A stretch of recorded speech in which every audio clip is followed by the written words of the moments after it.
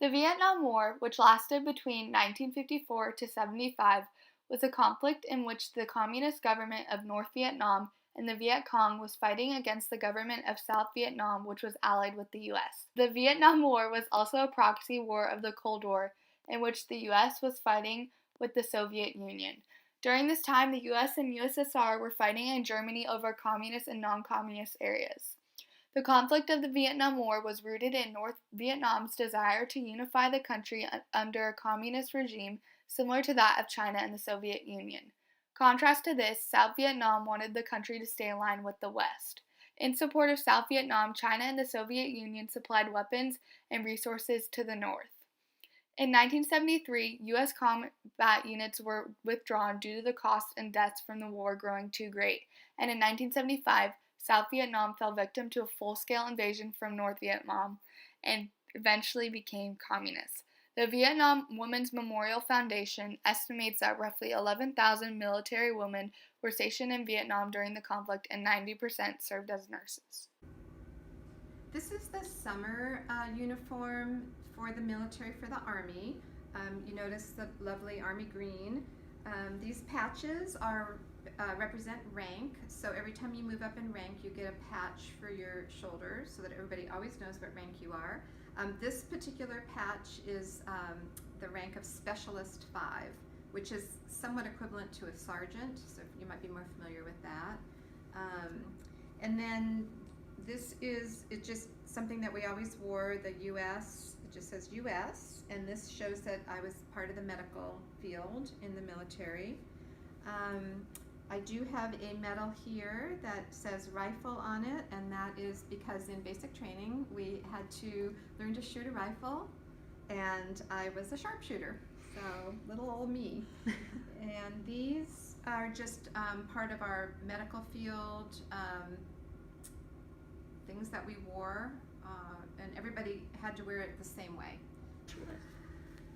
So this is a picture of me at Fort Jackson, South Carolina in my Army fatigues with my combat boots. Those are the barracks behind, those lovely brick buildings, and I was saluting. I'm just goofing off probably. And then this is another picture with a friend of during basic training in Army fatigues. And then in this picture I was receiving some sort of a, I don't know, award or something, and I was in my dress green uniform, so this is more the winter uniform, different than the summer uniform I showed you. Where and when were you born? I was born in Buffalo, New York, do I have to say my age? No, you're not saying your age. A long, long time ago. In the 1950s. And then what were you doing before you entered the service? Actually, I entered the service 6 months out of high school. So I graduated high school, and I was working, and then decided to go into the service. I'll ask some. Did you volunteer to join the war as a nurse, and if so, why? So I volunteered, it was during the time of the draft, because of the Vietnam War draft, but I volunteered to go in. Originally the thought was I was going to join the Navy and go in and go to their nursing program, and then so I went through all of the, I was going to do this with my best friend from high school, so we went through all of the testing and physical and everything that you have to do, and then the Navy said it was a year waiting list, so mentally I was kind of like, I'm ready to go, you know, I've been thinking about this for a long time. So I called the Army, and they of course had opening for a medic and a psychiatric technician is what I started off as, with the promise of being able to go to nursing school while I was in the Army. So how did your family react when you said that you wanted to be, a part of the war? They weren't happy, because the Vietnam War, as you probably have learned already, was a very unpopular war. So they were obviously concerned. The only probably good thing was that the war was starting to wind down, so it looked like the war was going to be over during my term of service, which in fact it was. So I think that gave them a little bit of comfort, but they were really they were worried. I was 18 years old, and so they were a little scared for me. What was your first day of actually serving as a nurse and helping? Actual duty. Yeah. Okay, that's a good question.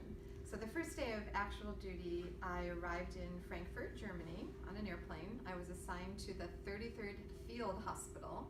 I got picked up in a Jeep, and so we arrived at the hospital, and it was a regular hospital, regular building. It wasn't a tent or anything like that. So it was just a matter of getting there and kind of getting accustomed to not only being in the service, but being in a new environment, in a new country. So when you served in a field hospital, did you have a specific medical unit, or? I did. So my training was as a medic, as an Army medic, which is kind of similar to what a licensed vocational nurse now, not quite an RN, but they let you do things like give medications, start IVs, doing that kind of thing. And I was also trained as a psychiatric technician. So my first duty was on a locked psychiatric unit that was also a drug and alcohol rehab unit. So I was on that unit for about 6 months, and then I transferred to a pediatric unit. And then how did your expectations of the way your job would be in service compared to when you actually got there and how it was? I didn't really know what to expect. It was, I think that the prior training that I had basic training, and then we had to be trained in Fort Sam Houston, Texas as the medic and the psychiatric technician. So I was starting to get an understanding of what the role was going to be. I didn't really realize I was going to be on a locked psychiatric unit. That was a little scary. But it was pretty close to what I expected it to be, I think. So you previously said that your family wasn't like obviously super excited that you were going to war. How did you deal with the stigma of the Vietnam War? That's a really good question. So the hardest part in all reality was when we were in basic training. I was assigned to Fort Jackson, South Carolina, and when in basic training, when you left your Fort Jackson, when you left the Army base, you had to go in your uniform. And during that time, and maybe more so in the South, I'm not really sure, there was a lot of people were just not in support of the war. Like when some of our soldiers came back, they were spit on. There were no parades. There was no thank you for your service because it was a super unpopular war. So we in our uniforms were discriminated against when we were going to a restaurant, and we wouldn't get served. I remember leaving more than one restaurant for not being served because we were in our uniform.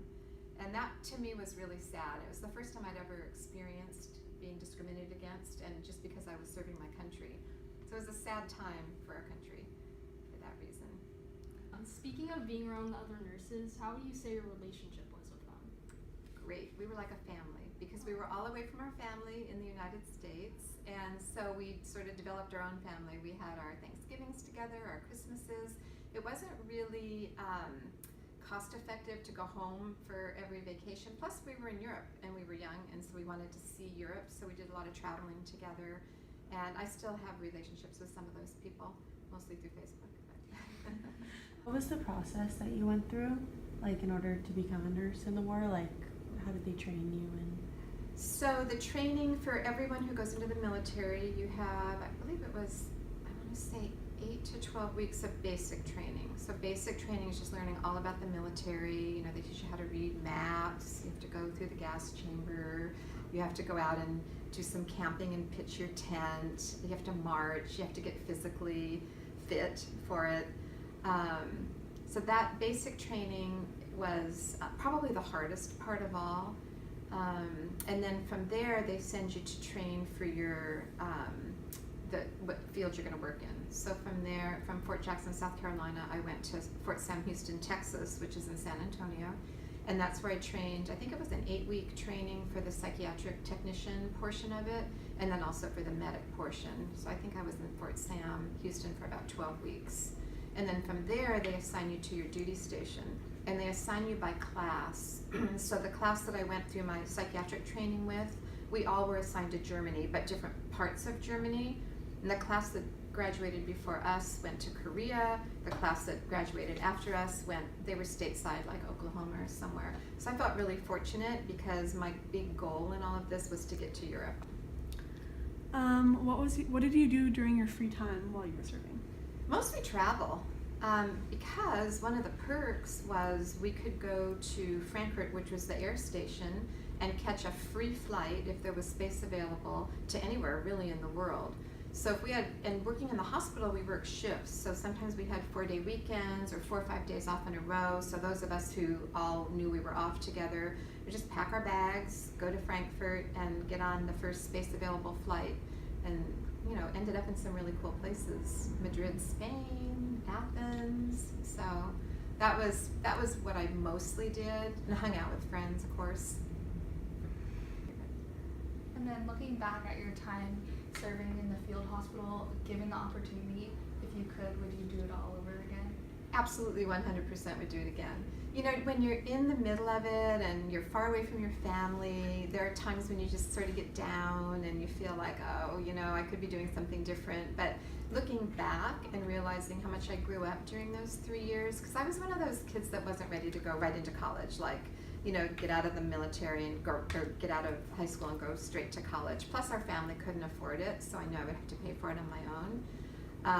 And it just gave me a safe place to kind of grow up, mature, learn, you know, about whether or not I really wanted to go on to nursing school, which obviously I did, but it was absolutely a good experience. Earlier you said that you like first worked in the psychiatric like field. What was that like? It was challenging because I believe, if I remember correctly, it was almost 100% men coming back from the Vietnam War that had what we now know is post-traumatic stress disorder, so PTSD, right? We've all heard that term before.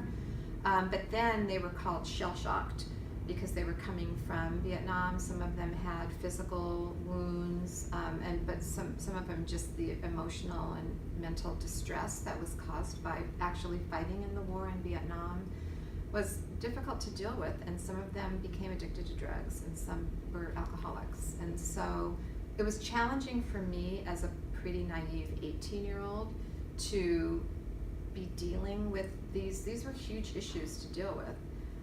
Which is why I ultimately transferred to the pediatric unit, because I really felt like, you know, it was also physically a little scary. I did get knocked down one time by somebody who was just mentally ill, and you know, so there was some concern for my own safety as well. What did it feel like finally coming back home after this whole experience?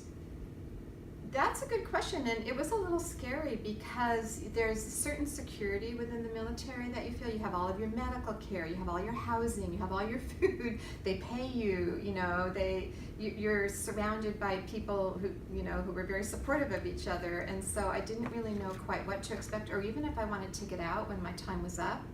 So I found a good middle ground, and I joined the reserves because I didn't want to lose. If you leave the military completely and then re-enter, you lose your rank, and you work really hard for rank because rank equals pay.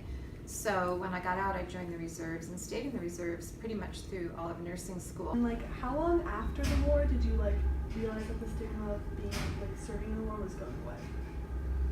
Probably took about 10 years for me to share with other people that I'd been, you know, in the Vietnam, as part of the Vietnam War in the military. So, being so young when you first entered the war, how did you really adapt to military life, like straight out of high school? It was tough. It was tough. It was tough. They get you into basic training, and they kind of toughen you up there. Like, you have to do physical therapy, which is like PE on steroids. You know, you're doing push-ups, you're running in your combat boots, you're hiking miles with a backpack on, you're doing things I had never done before. So I cried a lot in the beginning and wondered why did I ever choose this? But I knew that there was no way out at that point, and so I knew that I had to just keep going so that I could graduate and get beyond basic training and into what I was really there for. So there were parts of it that weren't that bad in basic training, but it was tough. Like, that was not something, I led a pretty sheltered life, I think, prior to that. There was some transition getting home and getting reintegrated into life in Southern California, and you know, your friends from high school, they'd all moved on and they were doing different things. 3 years had passed, so I had to kind of you know, figure that piece out. But it all worked out, and I opted not to go back in.